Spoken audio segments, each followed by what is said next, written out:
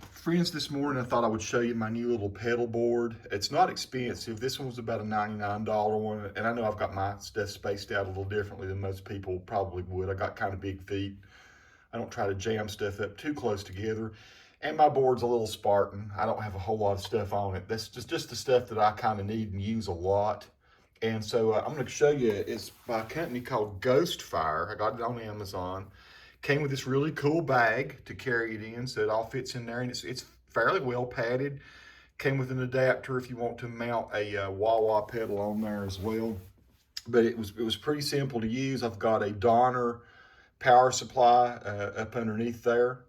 I've got my switchblade on here just so I can go back and forth between a couple amps, and I'm lacking right now. I'm lacking a wire that I need to connect in the delay up there. So my signal path sort of like polytune to tune. I just step on that up there, and I go straight into the tube screamer. You know, if I need a little bit of boost, that's what I use a whole lot. I love this little overdrive distortion. These are $25 pedals, these two Behringers here, and they sound fantastic. They're really good.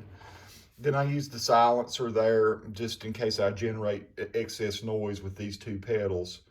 And like I say, right now I'm going into the switchblade so I can just go out to my two various amps, the Vox up here or the LT25 up here for stereo sound.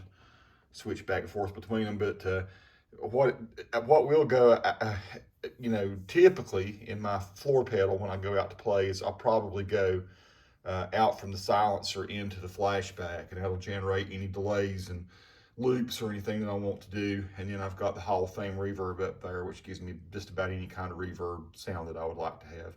So I thought I'd just say, really cool buy, $99, solid as a rock. It was easy to hook everything up to. It came with a whole bunch of really stout velcro. So I've got everything velcro down there. It's got the socks on right now, but it just it's totally stable. I like it. I like it a lot. I've honestly never had a pedal board. I was one of those guys that just come in and string them up, you know, and just have them laying on the floor in front of me. I've never mounted my pedals to anything. Honestly, I never have used much, maybe 2 or 3 pedals tops.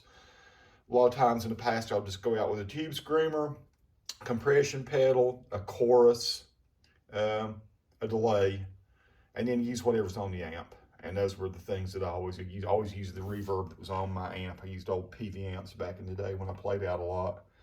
So there you go. And that's kind of my setup now for when I do my YouTube videos and stuff.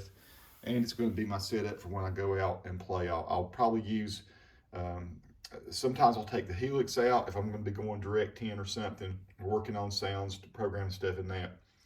But what I'm going to do for some shows I'm going to be doing soon is using just these simple effects here, going into a Mustang GTX 100, and I'll have probably fairly stripped down, you know, just amps.